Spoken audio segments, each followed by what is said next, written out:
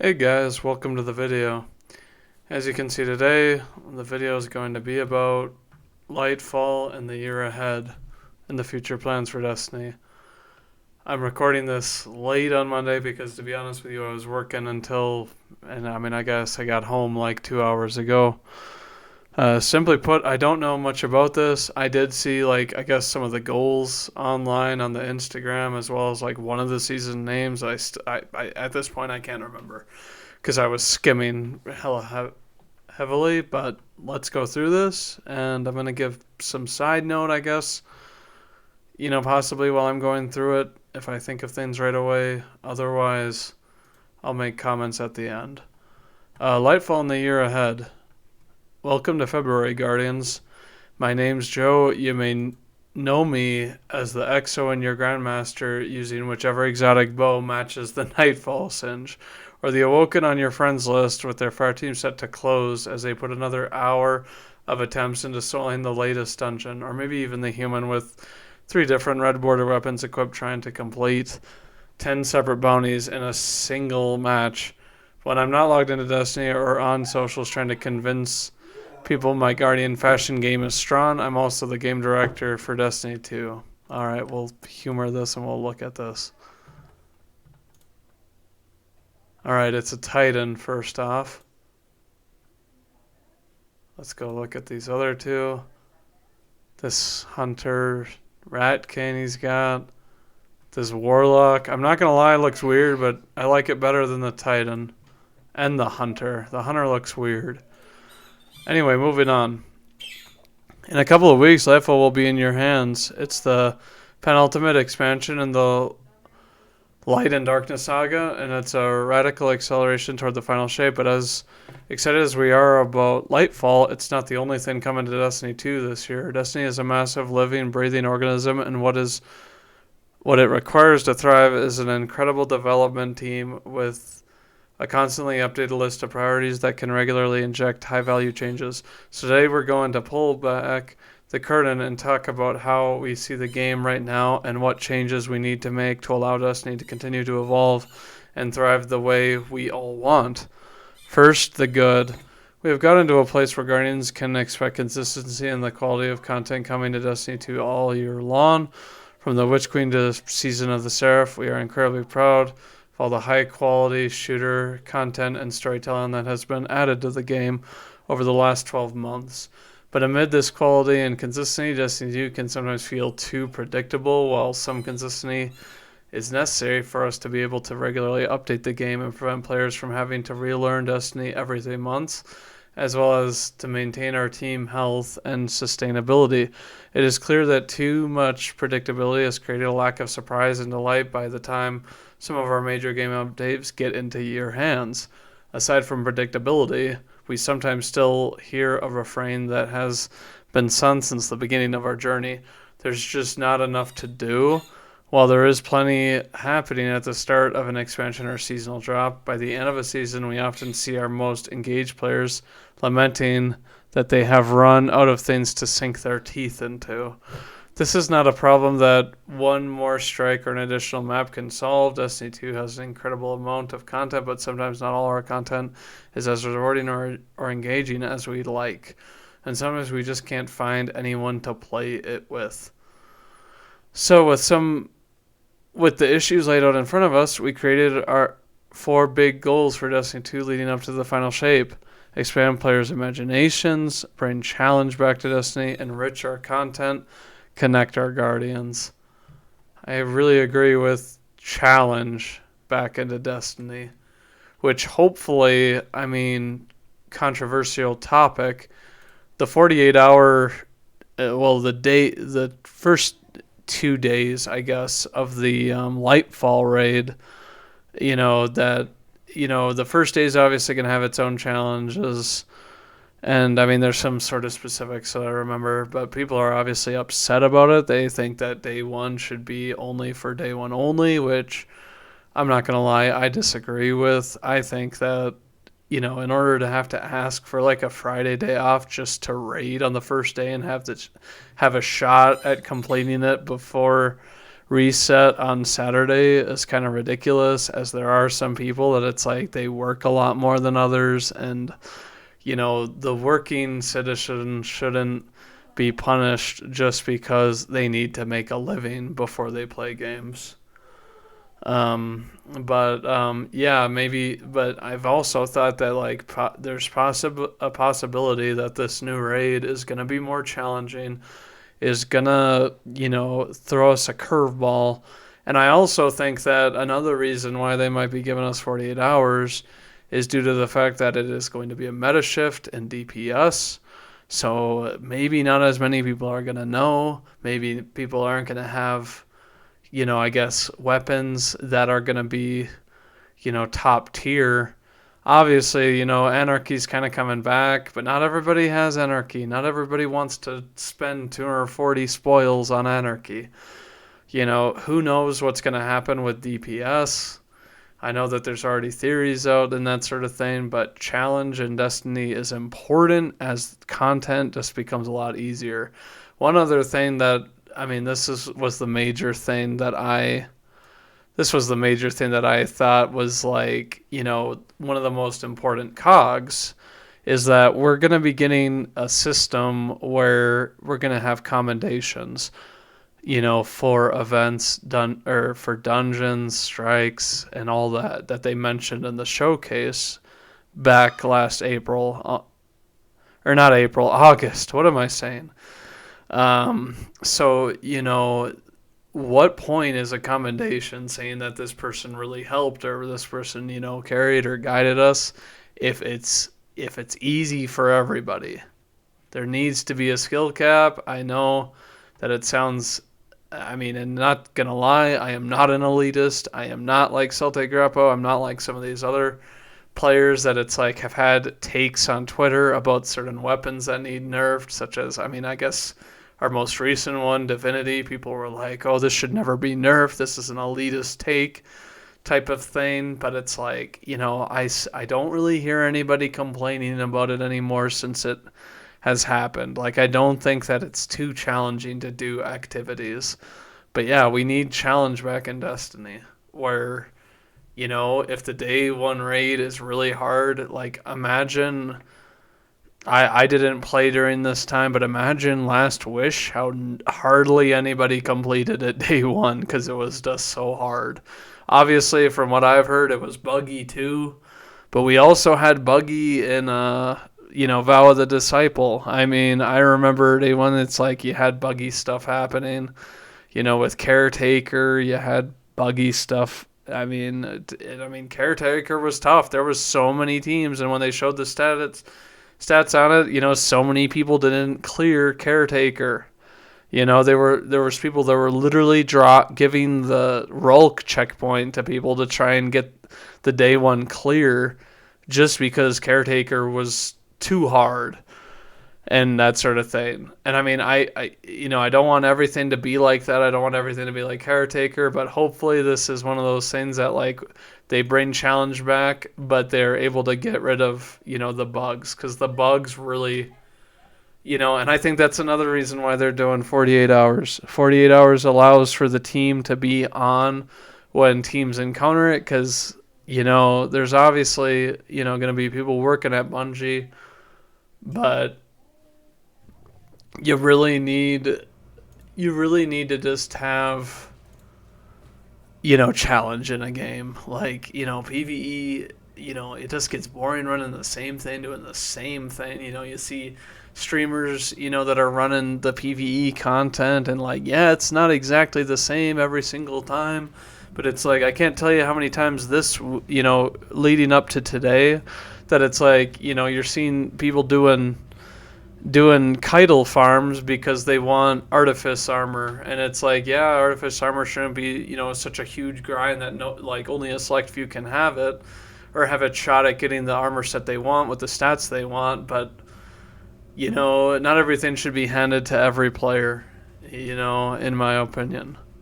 Now, moving on, I think I've beat this like a dead horse. Now, none of these goals will be achieved with one change, and they are all all are going to require consistent maintenance to remain true, but for the rest of our time together today, I would like to walk you through how we plan to address these 4 big goals in 2023.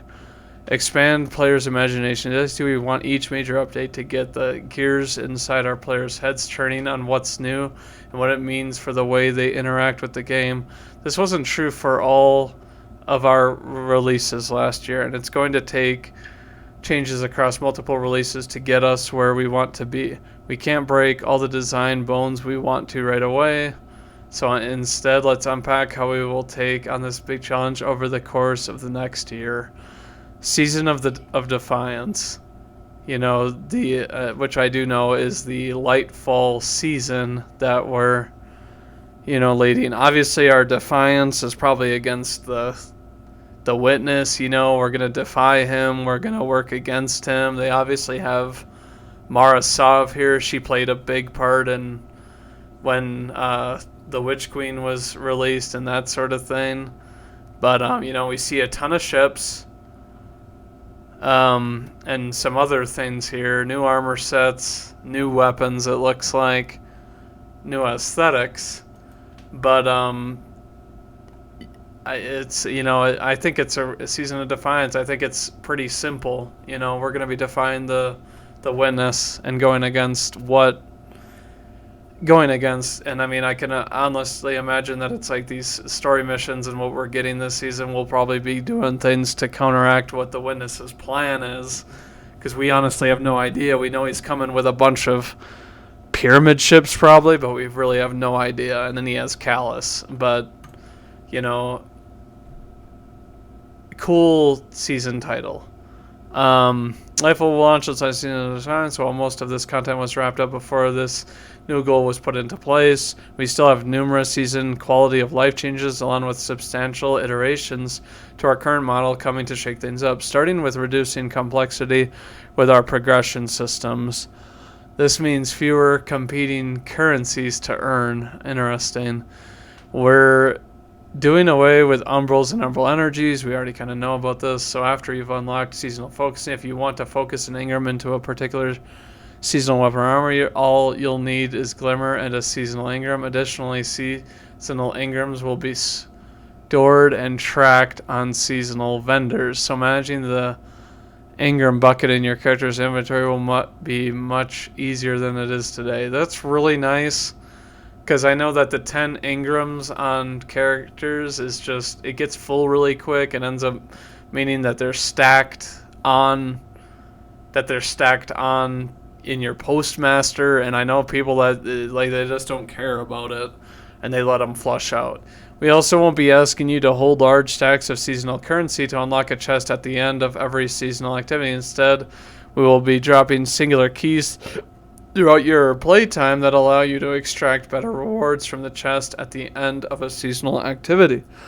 This will create a simpler relationship where you know that if you have even one key, you're getting even better rewards. This is good because this year it was like 500 per completion or whatever else, and they obviously, we could get up to 5,000 of the plunder. We could get from Risen, we got the psychogenic intel, all of these different things, Seraph key cards from this season.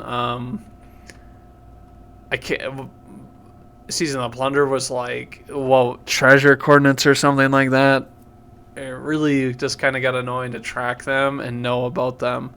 It also represents the reposition of these chests as true bonuses, not requirements. Unlike today's seasonal currencies, keys won't drop every time you complete an activity. To compensate for this change, we've made the base rewards for each seasonal activity completion better, so when you earn and spend a key, it is a meaningful bonus. Okay, this is cool because it feels like you can't really grind the seasonal activities unless you have enough of the currency to make it worth it, type of thing right now. I know that for me, even this season and Season of the Seraph, when I was, it was week 1 and I was bored and, you'd be gaming late at night, that I was doing I was just doing like Nightfall tier 2s to stack up 2,000 Seraph key codes because you couldn't have 4,000 at the beginning of the season.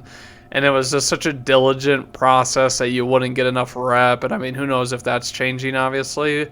I'm certain it is.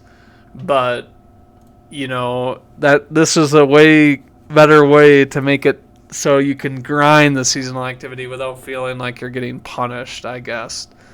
Because you haven't done any other activities. Like sometimes people do just want to grind out the seasonal gear and that sort of thing, which I can completely understand.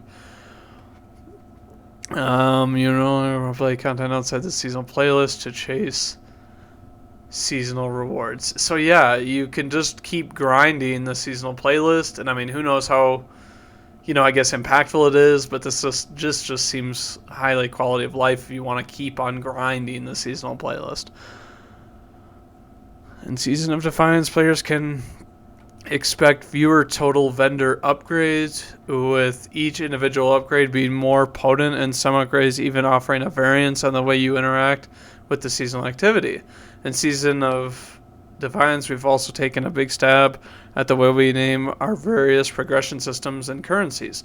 We want any player to read the name of something and immediately understand what it does. In short, to spend more time playing and less time trying to understand what they are supposed to do, which I agree with. I mean, it ends up becoming really simple after like a week, but it's kind of stupid that you have to relearn how it works in every single season. After Season of the Defiance, we'll head into Season of the Deep. Oh, this is interesting. Season of the Deep, reference kind of to the Vow of the Decisive, drown in the deep.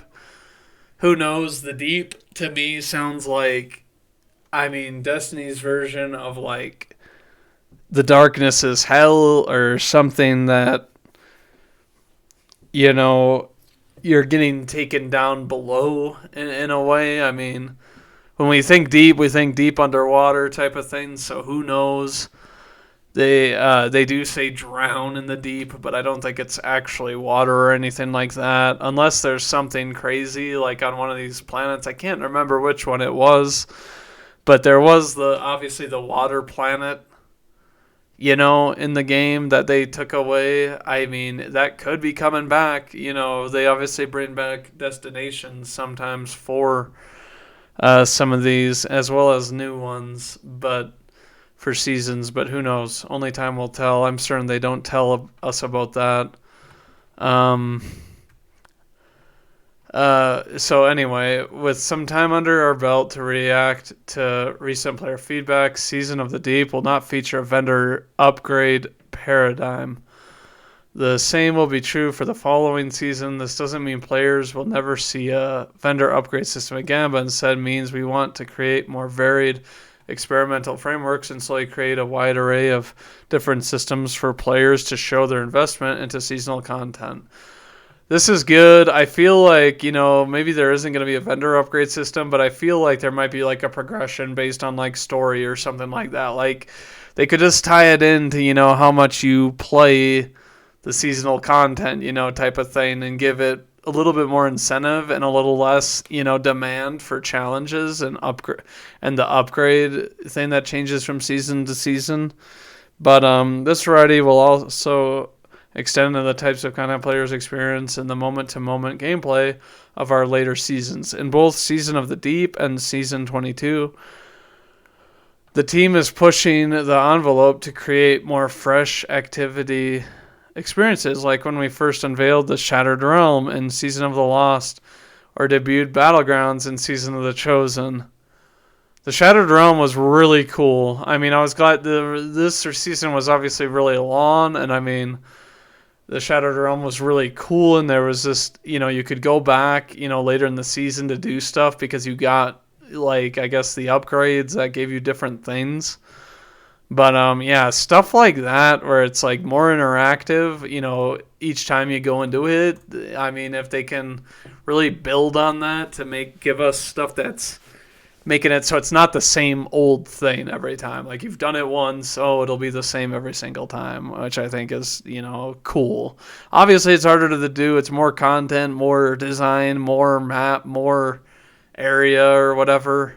more programming, but I think that, that was one of the things that Season of the Chosen had in opposed to other, because it was completely new areas and with different challenges in each one and things to learn. But one thing we want to continue from last year is casting a wide net when it comes to the themes and fantasies our players can expect with each release.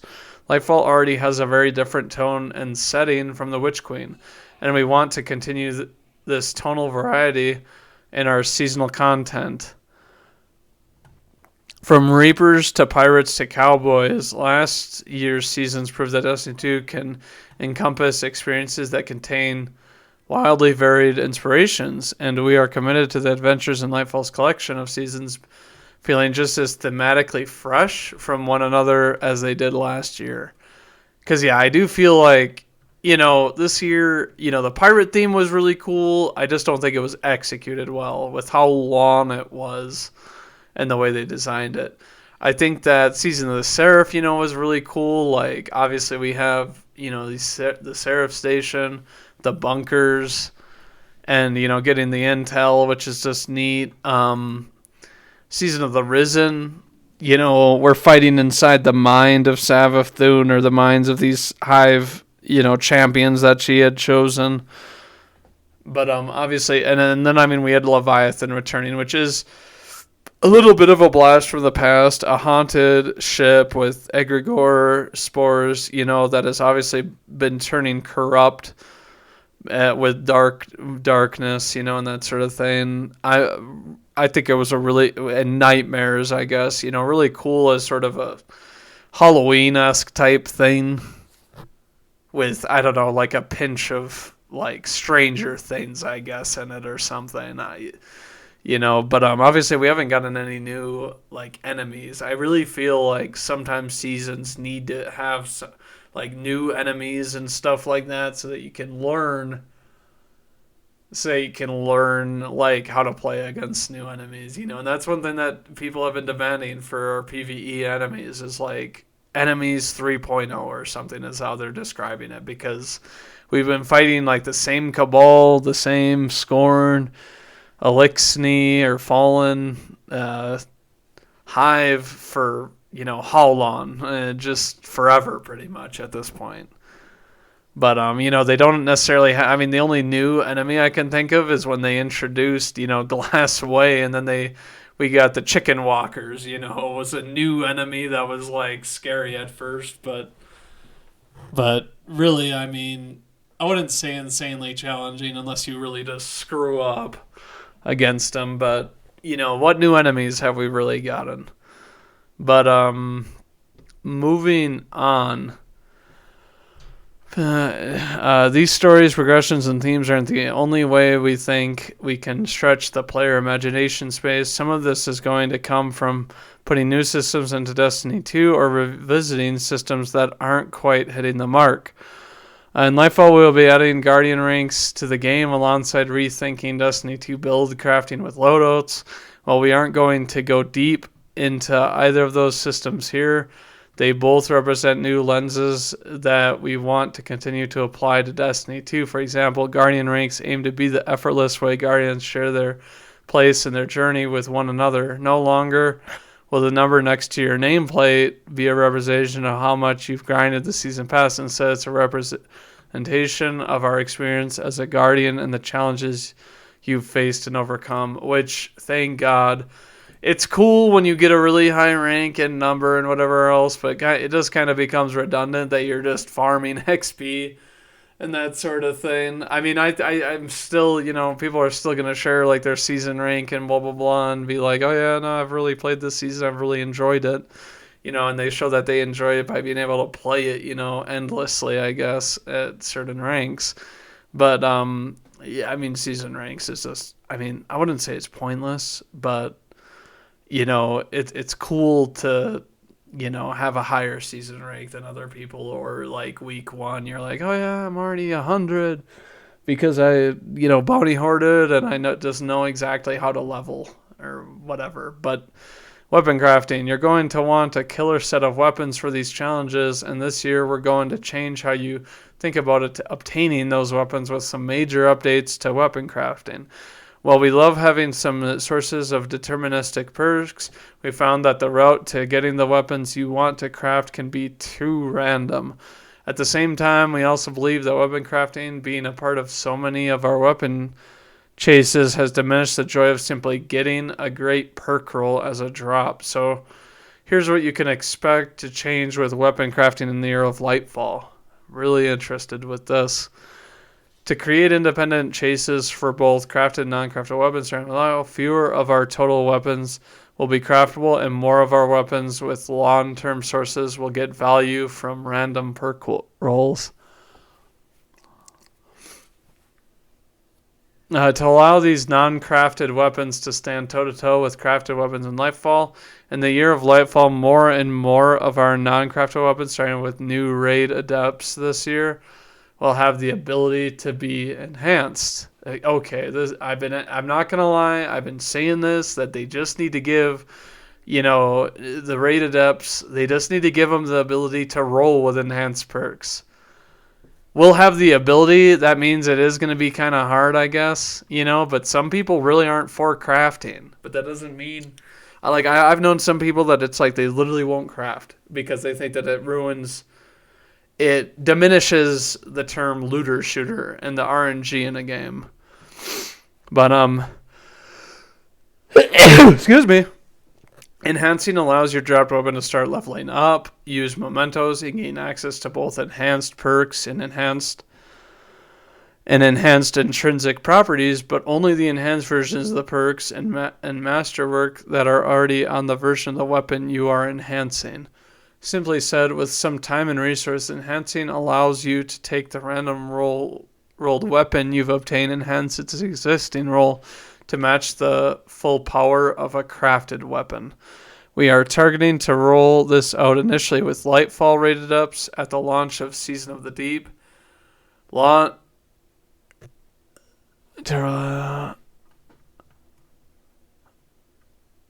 this out initially with Lightfall rated ups at the launch of Season of the Deep. Long term, we want to expand this functionality to most of our new non-crafted weapon drops, but there are some technical hurdles we need to solve first. For crafted weapons, we will have some additional changes planned. You will never see deep sight on a weapon unless it's something you need to make pattern progress on. When you see a red border in-game, you will know it's valuable and nice, because honestly, it's like it gets annoying that I'm pulling from vendors and that sort of thing, and everything's getting a red sign, and then it's like, we have to dismantle these, and it takes longer, and it just makes it become way more tedious too if you don't know whether you need it crafted or whatever still. But targeting Season Deep, we'll be adding a mechanism to activate deep sight on any craftable weapon they do not have the pattern for. Finally, we want to tackle one more thing out of game to help with our goal of expanding the player imagination. That's giving our players a little more of a sneak peek into releases before they hit the servers. So, while some of our releases this year will be kept secret until they hit players' machines, others, like Season 8, will preview and share key details ahead of time. Bring challenge back to Destiny. Okay. We could have all the variety in the world, and that wouldn't matter much if we weren't also making sure that the content our players spend the most time with is engaging and interesting. There's a lot that goes into making a piece of Destiny content engaging, but at the Chewy center, it's challenge. Last year, we spent a lot of time bringing all our subclass up to the Stasis 3.0 standard. During that time, not only did our abilities become more powerful, but their synergy with weapons and gear raised the total power tide for all boats. Yeah, power creep. The result of these changes is a game with a more compelling RPG, but at times lower levels of challenge in our core content. With a player base as large as Destiny's, the right level of difficulty is going to be different for everyone. While we are still committed to offering multiple difficulty levels in content such as our campaigns, Nightfall, secret missions, dungeons, and raid, we feel like the baseline challenge in most of our content is just too low. That's fair. It is really, really low, in like your basic strikes and stuff like that. Bringing challenge back to Destiny requires a two-pronged approach. We just tuned up our enemies across the game. We would start to encounter issues where combatants frequently one-shot players and would feel super spongy. As a result, even more relaxing content would require players to conform to the most meta Guardian loadouts.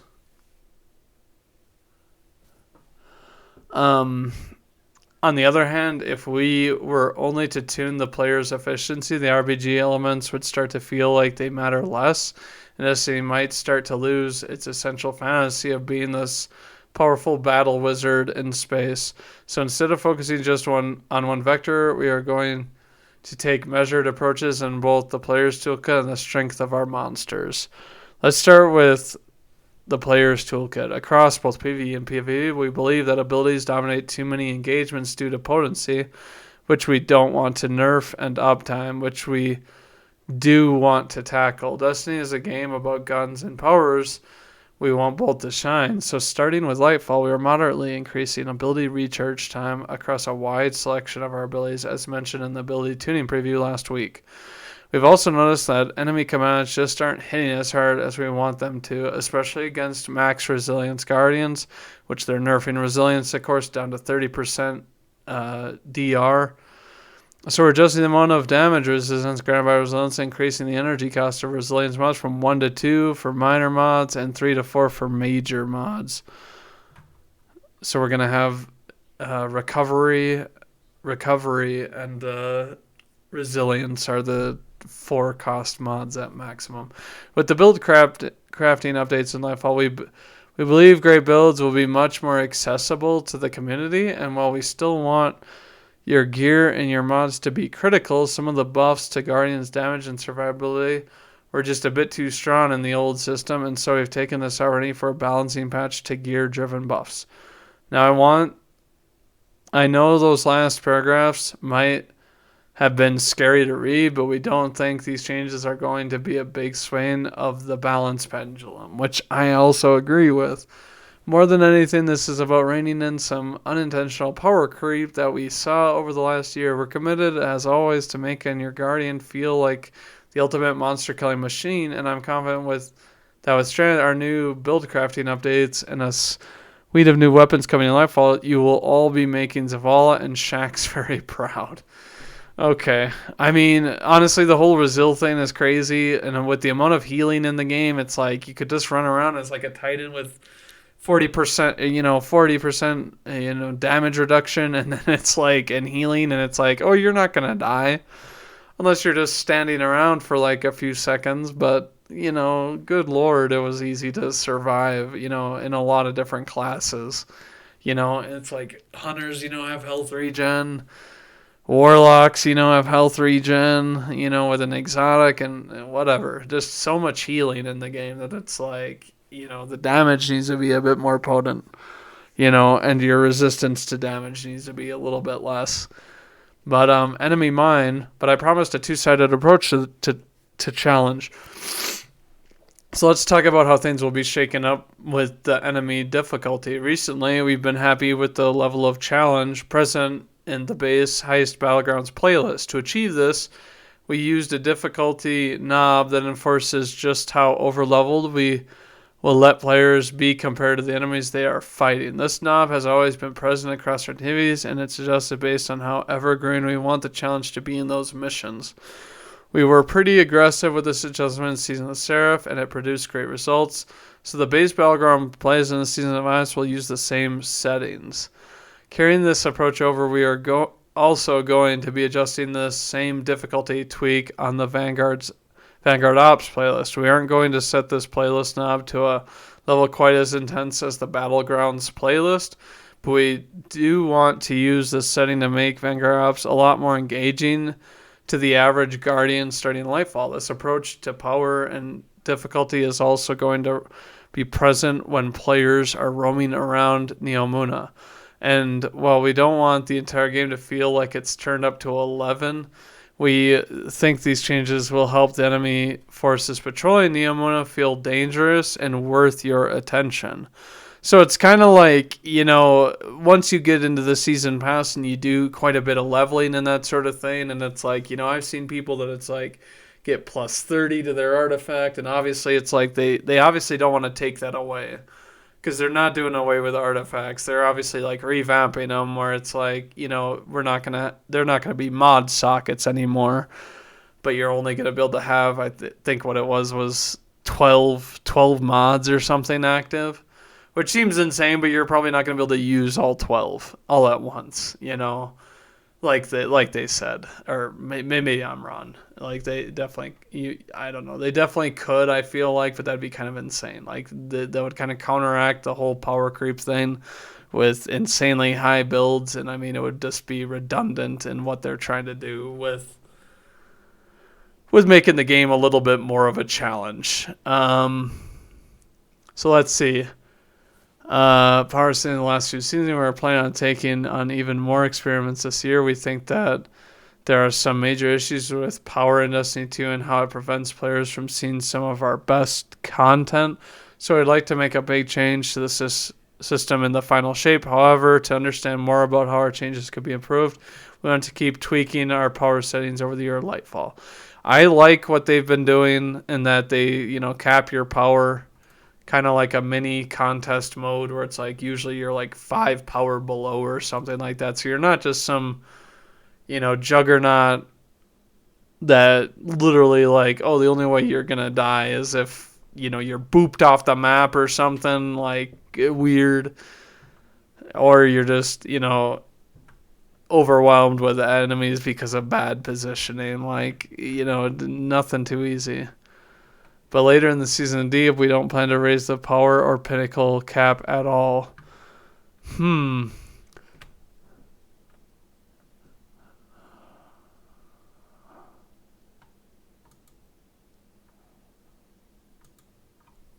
So they might be doing away with power and pinnacle cap completely, which I completely agree with. Like, people have been asking for this for a while, and I mean, yeah, it's cool, like, but like, the fact of the matter is that there are some players that just, like, don't raid. They're at a disadvantage right away.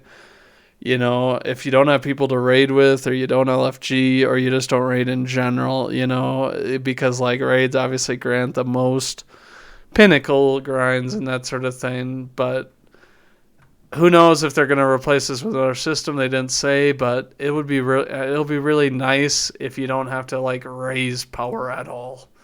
Maybe they're going to cap it, and you're just going to be at whatever power it is. After with Season of the Deep, I guess they say later in Season of the Deep, so I'm assuming like halfway through or something, but. It'll be interesting to see. We'll probably get more information about this once we're actually in the season, because this isn't something that they're going to be like, oh, yeah, we're just going to hide this and you're going to have to figure it out. I'm sure it might be something as simple as like, yeah, this is going to be the final power you can reach or something. And then you're just going to, they're just going to be able to tune the difficulty and that sort of thing and not even have to make us gain, light level, essentially. Enrich our content. With all these changes to power and pursuits, we also want to make sure there's plenty for players to sink their teeth into over the next year. For the last few years, we've been trying to attack this problem by trying to squeeze one more morsel of new content in each release, but I think we can get better results with a different strategy, making the existing depth of incredible content in Destiny 2 more valuable to new and returning Guardians. Yeah, I mean, if they tweak it, I don't know how they will, but it's like, yeah, they need to kind of revitalize what we currently have, and people have been asking for, like, Vanguard, some Vanguard strikes to come back and whatever else, but it's like, make it small tweaks to make it more interesting or change it in some way. It would be kind of interesting depending on what they do. I don't know what they would do. Fiery Crucible. Let's start with one of our most evergreen rituals, the Crucible. Player versus player combat is here to stay in Destiny 2 as we think it's one of the most inherently replayable parts of the Destiny experience. Last year, we injected several new modes into PvP. from Rift to Eruption to Fortress. We're excited for some of these game modes to get more face time in the core ritual experience, but we're not done adding variety to the ways you engage with PvP. In Season of Defiance, we're looking at getting Countdown back into the game along with a respawn variant of the game mode we call Countdown Rush. I'm not going to lie, I feel like I don't know what these modes are. I must not played when they were a thing. Where players must detonate defuse both bombs on the map before the round ends. Okay, so it's kind of like a search and destroy type thing. I really don't know what to think of this. If any of you know search and destroys from Call of Duty, where it's like, you don't defuse a bomb, but you plant a bomb on an objective and the other team has to defuse it or they lose. We also aim to run a series of Crucible labs, including a mode where the player sandbox is dramatically changed. Weapon damage, ability uptime, and even ammo are all adjusted in a new mode tentatively titled Checkmate Control. So I'm assuming just from this, my theories on Checkmate Control, which I don't know, I might make a video on this. This sounds interesting. It might just be the type of mode where it's like maybe you don't get your abilities back that quick. Maybe you have very limited ammo and it has to be more tactical to where it's like you're not just constantly spraying. Because, like, not going to lie, with the way that the game is now with, you got maximum ammo on primaries and you can just sit in the back of the map and it's like you have no weakness. Because you're just, you have infinite ammo, you have this stupid strat where you're a back of the map Andy or whatever, and it's like the most boring way to play, but it's the most effective. It's just boring, and it's like, obviously Control we know is 3 points. Checkmate Control, maybe it's one of those things where it's like, oh, you need actual strategy, which I'm always for in Crucible. People always want dumbed down versions of Crucible, and that sort of thing. But it's like, if there's strategy involved, you just can't throw your grenade willy-nilly or do whatever if you're, with the recharges. But this sounds really interesting. This mode will reward players who use their smarts and their skills. So if the only way the enemy has been able to shut you down in the past is a solo blade barrage, they might be in trouble. This isn't all we have planned for modes, so keep your eyes on labs for more classic and all new modes later this year. Perfect. They should be coming out with modes. If they're not going to give us that many maps, which we know they're only giving us 3 by the end of, the Lightfall expansion year, then they need to give us new modes that, will make it so you play maps differently, so you have to have more strategy and whatever else, which, will be nice. And I'm glad they have a hunter in the front here with Sturm. That's really badass. But moving on. Now, we think that a steady stream of novel game modes and a reigning in of player power is going to do a lot for the health of our PvP ecosystem, but we're still committed to keeping true to our Crucible maps plan, which means the arrival of Meltdown in Season of the Deep, a brand new Vex network map in Season 22, and the return of Citadel in our last season before the final shape. Citadel.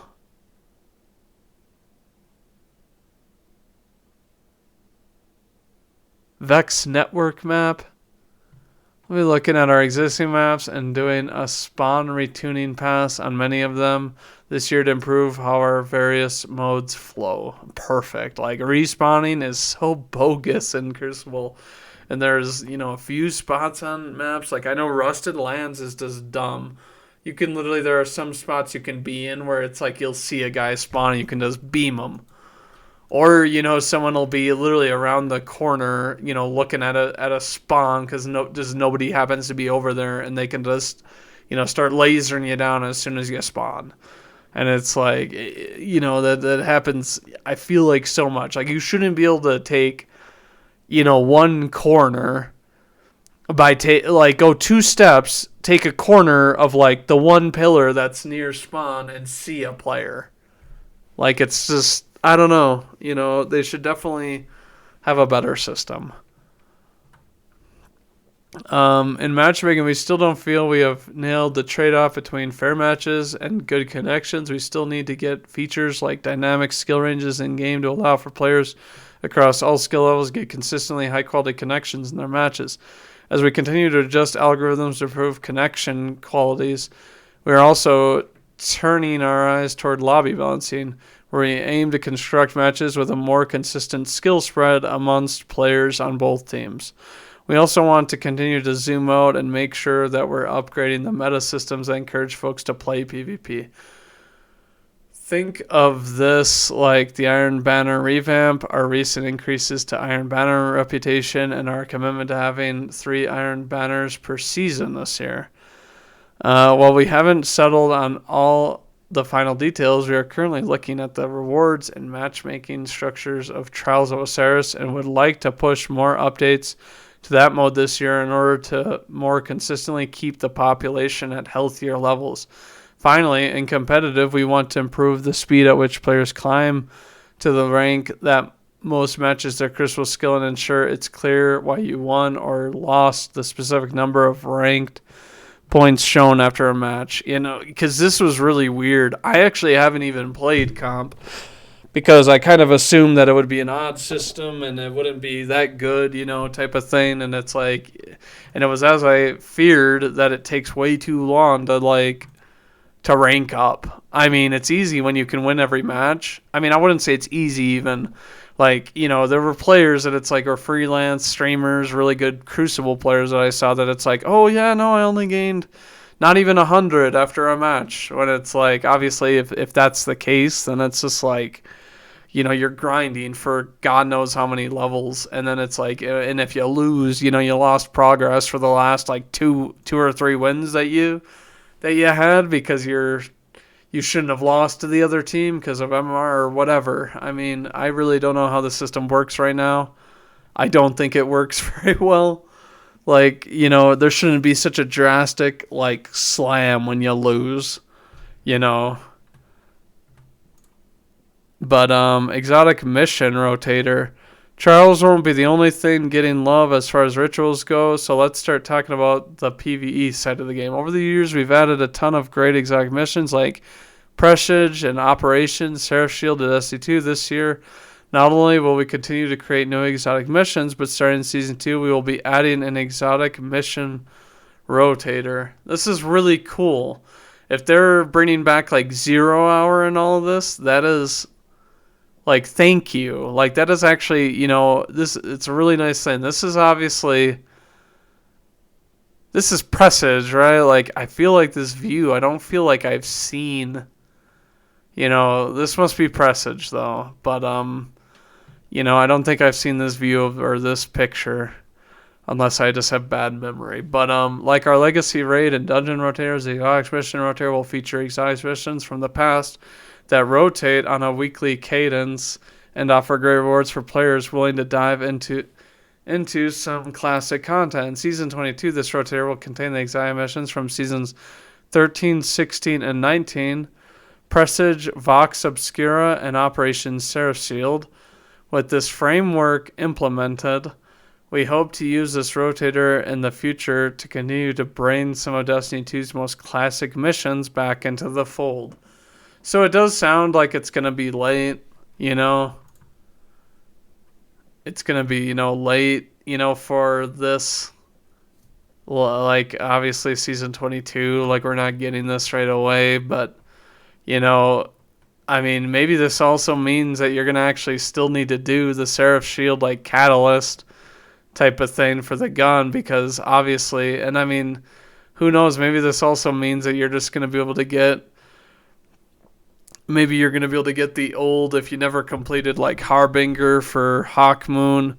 I'm sure that these will also reward, Vox Obscura, obviously, it's you get Dead Messenger once, you don't need it, but then Vox Obscura Master, you get the Catalyst. Operation Sarsfield, obviously completely different, with it being the second craftable exotic with Revision 0, and you need to do the 4 challenges in order to get the enhanced perks and the best stats for the weapon. But obviously Presage, a lot of people love DMT. It saw a resurgence, and I mean, people are still using it, but it's like the only, you don't really have a shot at getting the one you want through grinding. You really just got to wait for Zur to have it. And, like, who wants to do that? Like, I mean, maybe you're going to be able to get, maybe with it being a rotator and that type of thing, you'll be able to grind it as much as you'll want until you get the roll you want, and it's like, but with weapons like that, it's like that are unobtainable, only through Zur right now. It's like that's a really good thing. And I mean, Presage was a fun mission. I just, you like the complexity, figuring it out, knowing what to do, having to go into the trash compactor and, all the fun stuff. Refreshing our strikes. Another area of PvE we think we can have a big effect on is the Vanguard rituals. We have already talked about how we are going to be making the Vanguard Ops playlist more engaging by raising the challenge level. But with Lightfall, we are also shaking up some of the activities inside the playlist. Okay. This effort will begin with refreshing the Lake of Shadows and Arms Dealer strikes. Both activities have had their objectives and encounters reimagined and upgraded to match the combat engagement levels of some or more recent strike entries, such as Lightblade and Proving Grounds. In addition, we are also taking strikes that have not been updated recently, such as Exodus Crash and the Inverted Spire, and dramatically reducing their presence in the Vanguard Ops playlist while eliminating them from Nightfall rotations. These strikes will still be available for direct launch, but until they get brought up to the engagement parity with some or more of our recent Vanguard content, they will not show up as frequently as part of the ritual gameplay. Exodus Crash, I know, is really annoying because so often than not, you get players that just cruise past all of the arc weaves or whatever they're called, and the Inverted Spire is just, I don't know, some people troll and they don't deposit the thing, or I've even seen it glitch where you can't complete the strike, and you're obviously like halfway through it once you have to deposit. But that's kind of interesting. Aside from strikes, we are also going to be upgrading how Battlegrounds integrate with Vanguard Ops. Alongside Lightfall, the Season 16 and Season 19 Battle Royals will be added to the Vanguard Ops playlist.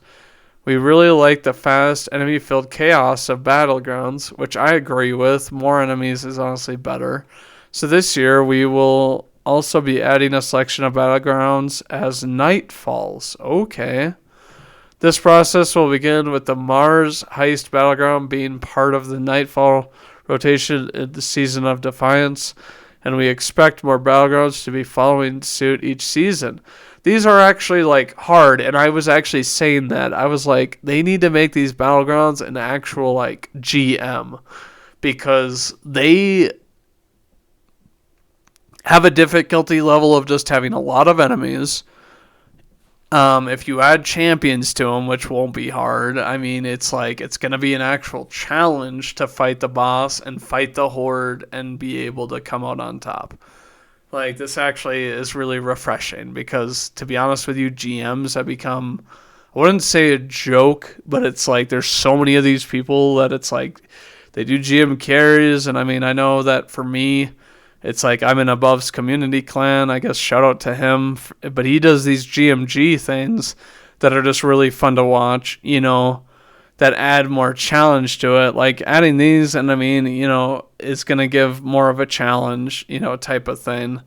But yeah, that's going to be really, it'll be really fun, to have, more challenging of these contents from stuff we already have that are fun, with mechanics and stuff like that. And I mean, the Mars Battleground, honestly, like that one is not, I wouldn't say it's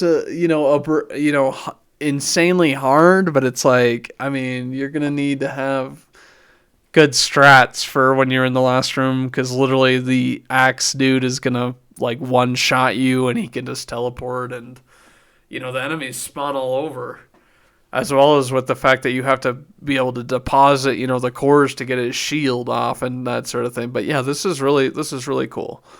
Looking further, as we get further away from Lightfall in our seasonal schedule, we are going to make some targeted changes to ritual content based on what we've observed about why players engage in this content.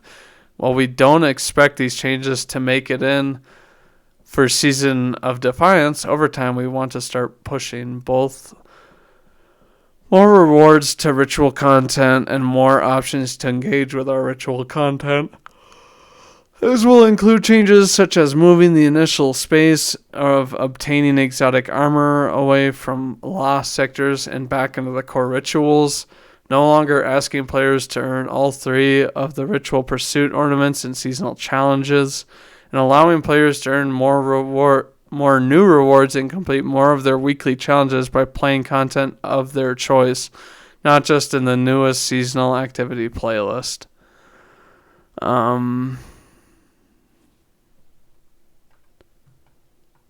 Okay, it's really nice. Like, they just sound like they're simplifying a lot of it, so it's like you don't have to play, like, I guess, Team Scorched and some of these other ones that it's like, oh, I feel forced to play this.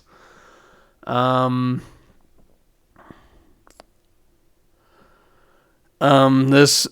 rebalancing of objectives and rewards is going to be a slow burn over the year of Lightfall, obviously, and we are going to take a more direct approach in our last season of the year, dedicating a significant amount of developmental time toward a more core ritual focused season. While this season will have plenty of new activity and story content, we want to take this time right before the final shape to crisp up our core rituals and pursuits as we head into our final expansion of the Light and Darkness saga. This last seasonal effort is just now getting underway, so expect more details as we get further into the year. Moving on, connect our Guardians. A lot of what we have planned for this year is right around the corner, including big features like commendations and Guardian ranks with the launch of Lightfall, which we've heard about, and that's what I'm saying is it's like the commendations, you're going to be able to actually reward people for, like, doing well and being, like, I guess, good teammates type of thing, because I definitely do feel like there's definitely players, like, I guess, and like the content that we have now where it's like, and one of the things in Seasonal Strikes is that people just want to speed run them. They just run past everything. If they don't have to fight certain enemies, they're like, oh, I'm just going to speed run to the end and complete this thing with minimal effort, type of thing. So it's like, I definitely, I consider those kinds of players to be like somewhat griefing. It's like if the other players want to play it and they just involuntarily pull them forward because it's like, oh, look, I can't die because this content's just way too easy. Like, and these enemies are just obviously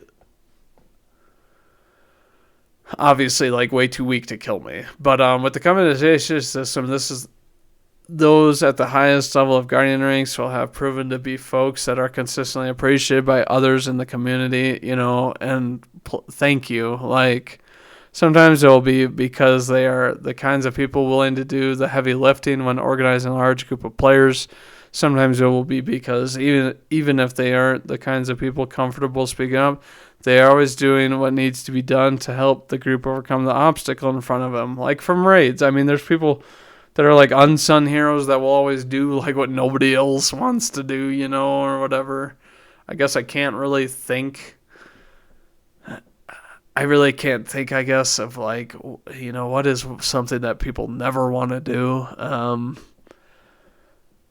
People would never, some people would never want to run on Caretaker or do the jumping stuff and that sort of thing. But, yeah, I'm looking forward to this commendation system. It's like, I really want, the game to be like fulfilling and rewarding. And if you are, obviously right now, it's like the only thing that we have that's really a commendation is if you do enough Sherpas, and you have a high Sherpa count.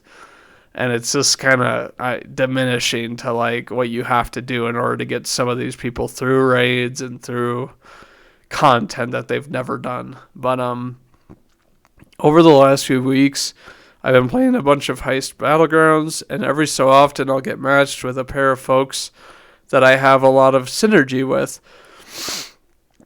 And we will end up absolutely crushing the Hive Infestation. This joy has come with this tiny sense of regret that I'm not living just a few weeks in the future and able to pass along a couple of commendations to show my thanks. I can't wait for Lightfall to be in everyone's hands so we can all have the opportunity to show gratitude to our fellow Guardians. I agree. Like, there are definitely some people that it's like I've done Battlegrounds with, this season where it's like, you get to the boss and yeah, they're like nuking it and doing damage and whatever. Or maybe they're not even nuking it. They're just trying to get kills on whatever guns, they want, and they're just being I wouldn't say selfish, but they're just being like way too goal-oriented with not beating the battlegrounds. And then sometimes it's like, I'll deposit 3 or 4 cores, into the thing to get rid of the boss's shield and whatever else. And it's just like, why am I literally doing every mechanic that needs to be done in order to beat this? Whereas my teammates are just ad clearing essentially, but, which I'm not saying isn't essential. Like, it's not saying you need to do, obviously, because they will kill you when you're below level in those. But, be a little bit, nicer to your fire team. Nice chat. Commendations represent just the first step of reaching out to one another. If players want to generate a deeper relationship, they need the opportunity to communicate. Over the last few years, Destiny 2 has often felt too lonely for those who aren't playing with folks they know. In order to improve this, we like to invest in the overall chattiness of Destiny 2. There is something that's going to happen right away with Lightfall, but we want to start opening up more lines of communication between our players in the future. Eventually, we want to change our game-wide text chat channels so you have more frequent opportunity to reach out to a fellow Guardian. Over time, we'd like to continue to invest in deeper chat moderation, better filtering, and bigger features like speech to text. We think that text chat is a great way for players to communicate with one another at their own pace while still retaining some anonymity. This does not mean that text chat is going to become required for Destiny 2. We still plan on allowing anyone inside Destiny 2 the ability to avoid text chat entirely, meaning they will never automatically be added to a social text chat.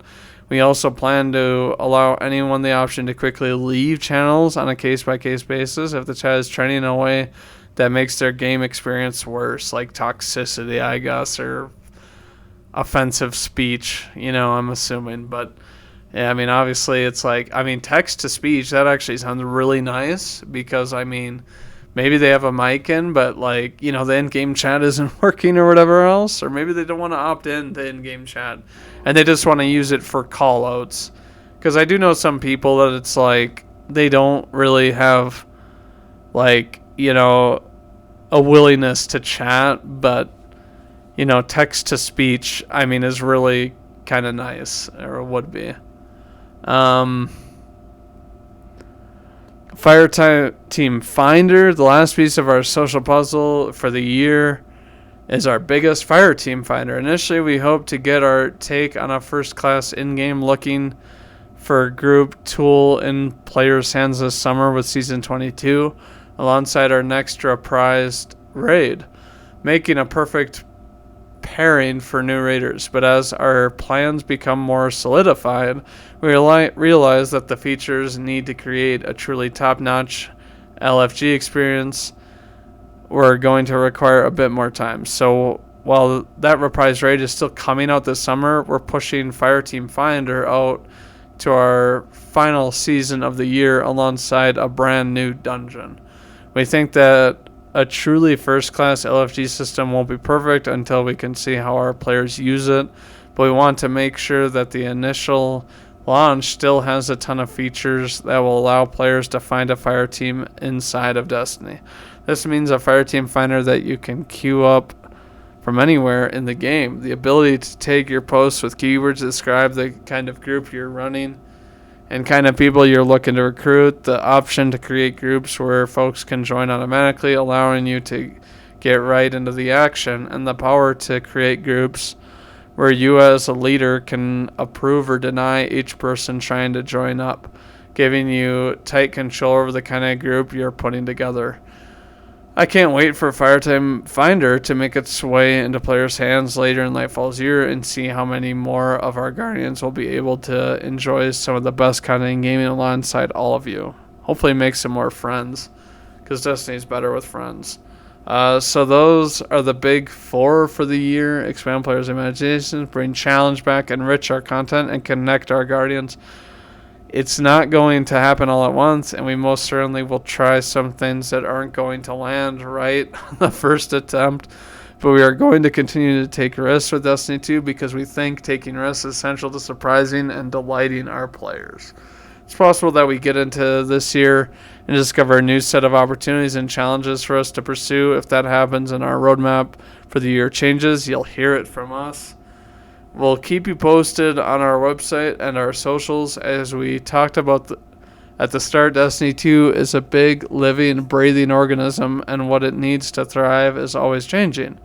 But one thing you can count on is that just as so many of you are choosing to spend your precious time in this game world, we are proud and grateful to be there dreaming about creating experience this game we all love. Thanks for reading, and see you on Neo Muna.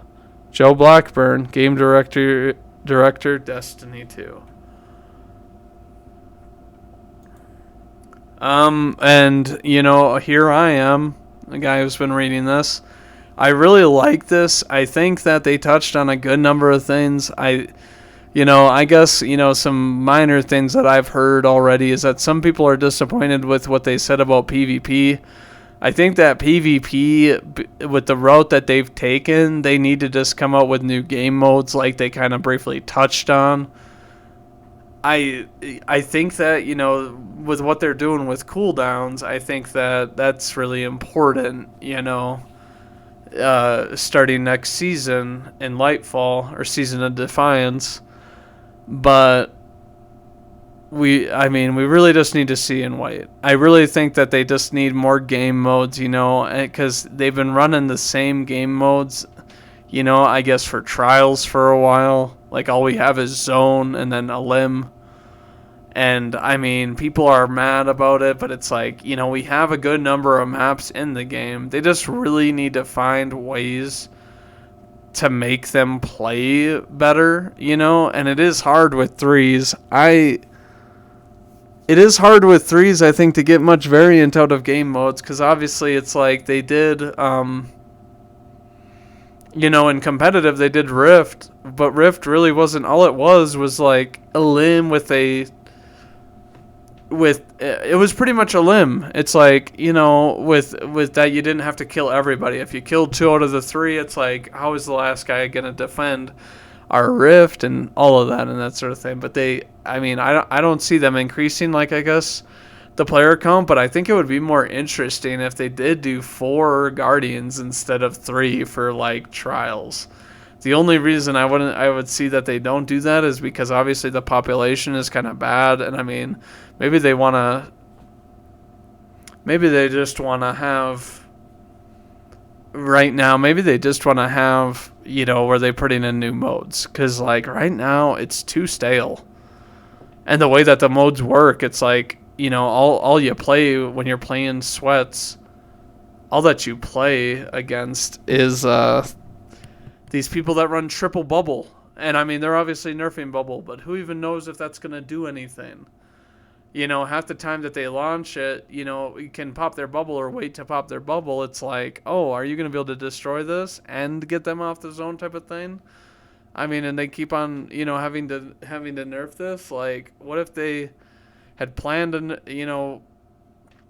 what if they just really haven't tried it out, tried and true type of thing, and it's like, the game can get just super stale, super quick if there's just, this easy, I don't want to say it, but bot exploit that is just, I mean, anyone can do it. Anyone can do it. Like, sit in the back, scope, pulse, long range, just long range in general, like with abilities, obviously those are getting touched, but we see all of these. I read this and I do think that it's like they want to create more challenge, not just in PvE, which obviously they talked about a lot. And it does make sense with the way that they've been, power capping us and that sort of thing. And I'm interested to see what they do with the actual like light power level and whatever else. Um,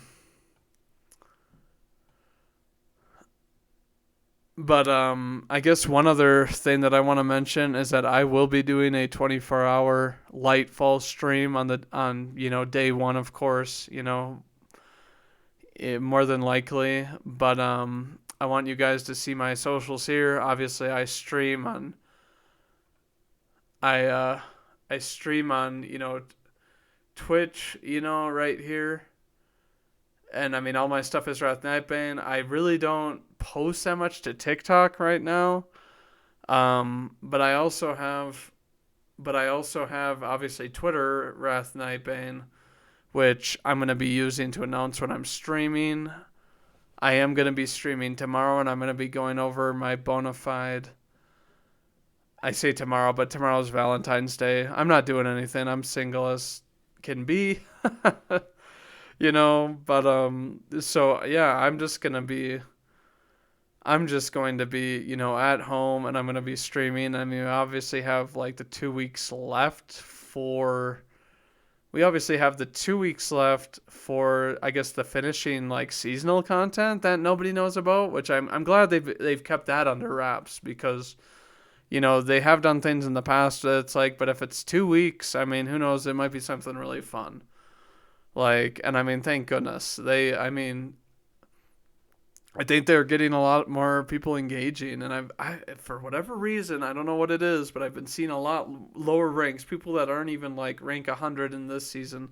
So hopefully people are coming back and they're getting excited for Lightfall, and they're seeing this stuff, and they're hopefully informed. I do think most people follow social media nowadays, and they read into this stuff, and hopefully they're getting excited and they know change is coming.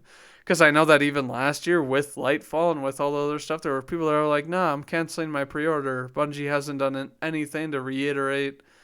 They haven't done anything to reiterate what we want with the game. Like, they're just gonna keep the same old model to keep making money, blah blah blah. I hear all this funny stuff, that they're saying and that sort of thing, but and it's kind of old, I would say, that people have been talking this way. But I mean, they're kind of right. But I mean, with a lot of this, and I mean, I'm sure they're going to be making changes a lot, and they're going to be announcing that, oh, this is going to go live, next week or whenever it is. But overall, I just want to say that, I do really like what they said in here. It touched on a lot of what people want. Not going into too many specifics or anything like that, but yeah, it touched on what a lot of people wanted. So I know that this was a really long video. If you ended up watching to the end, I really thank you. Leave a like, a comment. I'd love to engage with any of you. But I'm Wrath Nightbane, and I appreciate that you watched this.